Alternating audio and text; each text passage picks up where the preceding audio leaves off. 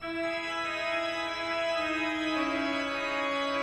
Seven Lamps of Cumbria Ruskin project is a collaboration between Dr. Ian Clegg and myself, Dr. Rebekah Okpoti, also known as the Girly Organist. The exhibition is a 7-part interactive immorganology exhibition. Now, immorganology is the study of image and the pipe organ as a new art form. This artistic intervention into the life and works of John Ruskin uses photography, musical composition, the pipe organ, and image making. It's influenced by Ruskin's essay, The Seven Lamps of Architecture.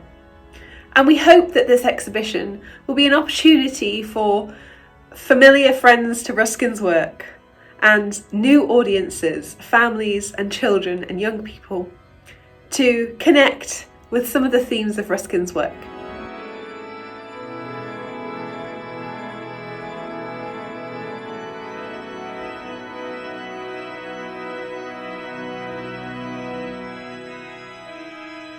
Today we are here in the Blue Room Gallery at Brantwood House at our new installation, and the installation consists of 7 pieces of artwork with an organ sonata. John Ruskin wrote an essay titled Seven Lamps of Architecture. That's where we got the name for our project, the Seven Lamps of Cumbria Ruskin. The 7 lamps are sacrifice, truth, power, beauty, obedience, memory, life.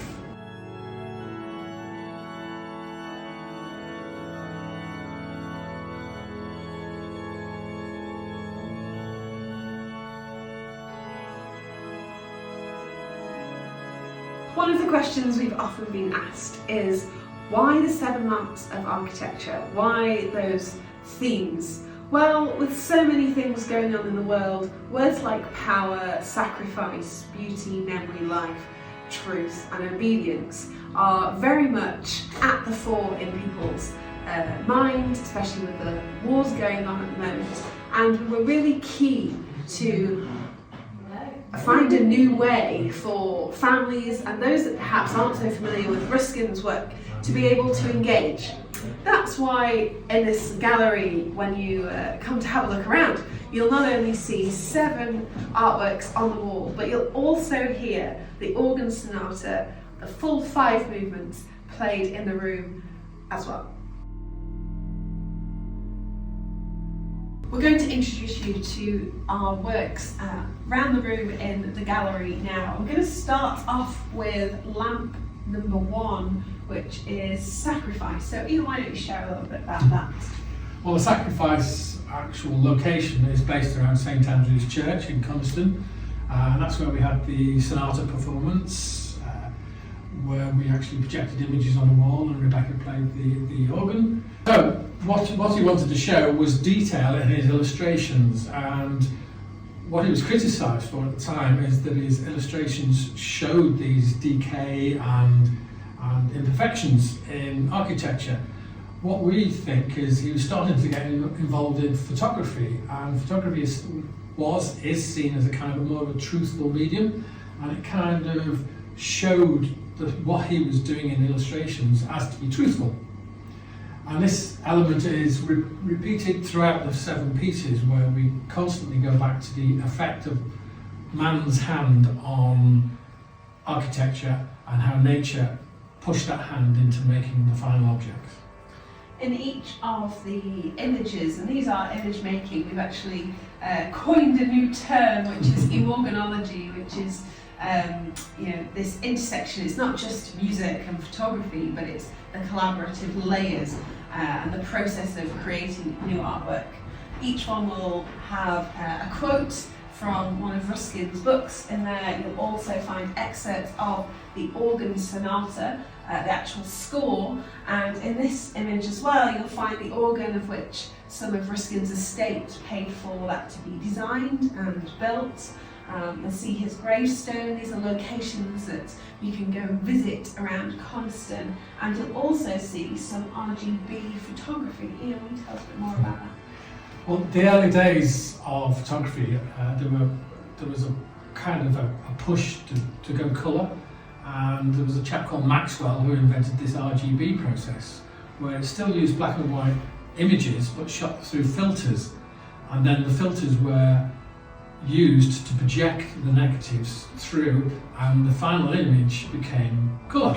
And it was a very clunky and crude way of doing photography, but we used the same process here to actually show the end result and show how colour photography was at its birth point.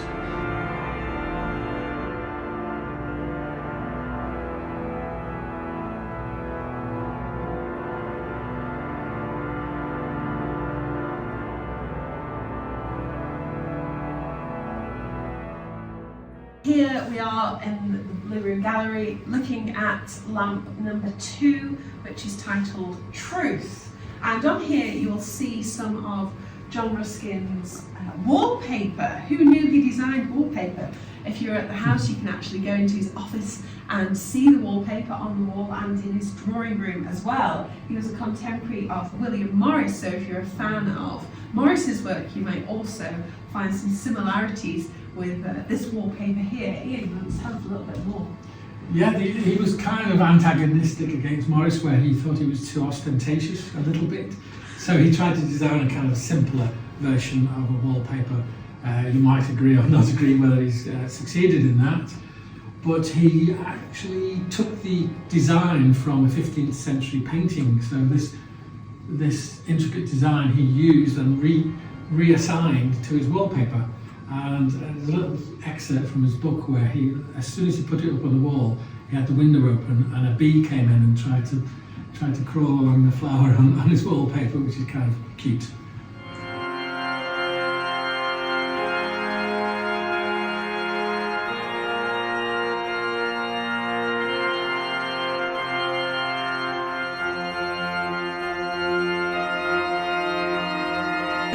Still in the Blue Room Gallery, and we're looking at lamp number 3, which is Power. And for this we decided to use the gardens that Ruskin had planted around his estate. One of the interesting things when we were creating this artwork was, how do we collaborate? How do we make a conjoined piece of immorganology artwork? Where's that line between just photography and music being two separate things stuck on top of each other versus intricate layers that have been influenced by one another? So this is a great example, because we would take the word power, for example, and I would do a little bit of improvising at the organ and take some recordings, and Ian would take that image and go and find something on Ruskin's estate here at Brantwood that would represent power to him. We'd then cross over those, look at each other's work, and then go and repeat the process based on what the other person had seen or photographed, really. Mm-hmm. Ian then went a step further and started to play around with some printmaking. Do you want to tell us a bit more about that? Yeah, well, Rebekah early on said that the similarity between our photography and music was using layering, and I was working at Blackpool Arts School, and I was doing screen printing at the time. I thought, you can't get more layered than screen printing, really.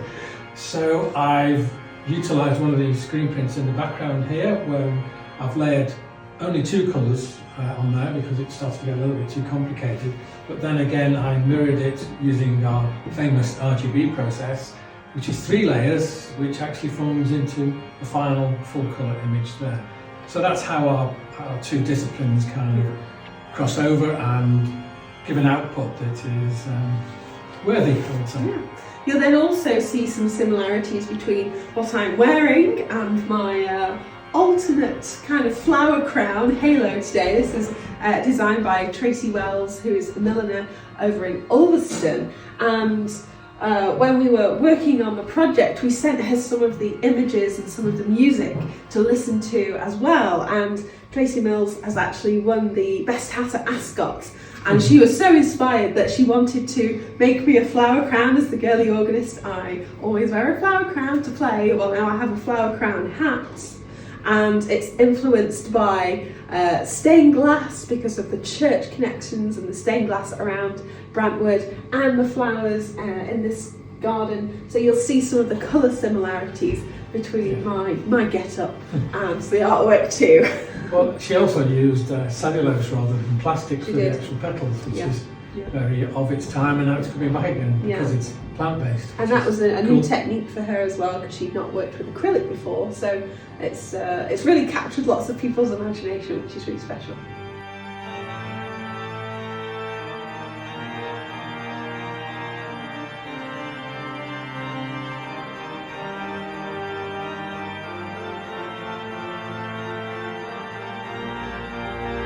Here we are at lamp number 5, which is based upon the building itself of Brentwood. Ruskin bought this building without even seeing it, but he did actually make some additions himself during his time here, such as the turret and some of the windows he changed. What we feel here is he actually thought that the house combined the location with the surrounding nature very well, so we didn't want to mess with it really.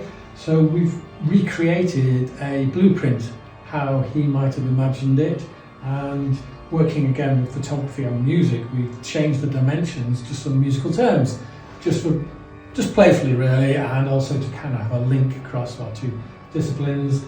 And the views we've taken from where he sat and wrote his books, and we've put it together as it's a link to the natural environment and how he thought everything should have its place and not stand out too much.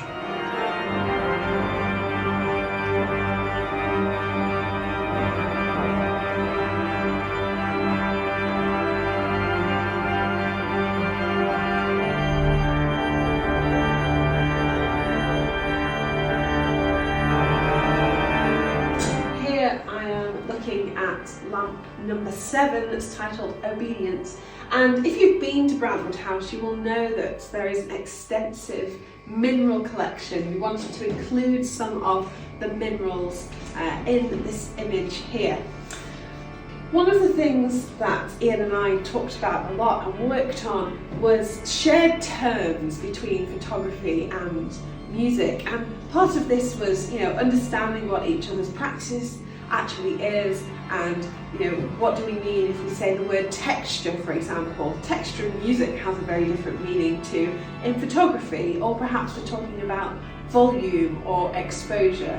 And obviously when dealing with the pipe organ in an organ sonata, you're dealing with sound and how all these things interact. So we started a little log of terminology and what we meant by these shared terms. On this image here, we then relabeled some of the rocks to try and replicate that a little bit for you as the audience. So, for example, you will have fool's gold, but it's also a fugue. So there's some hints back to Bach and some of the music Ruskin would have heard and listened to at his time. We've then got malachite, motet, and sort of linking back to the choral music that Ruskin would have heard as well.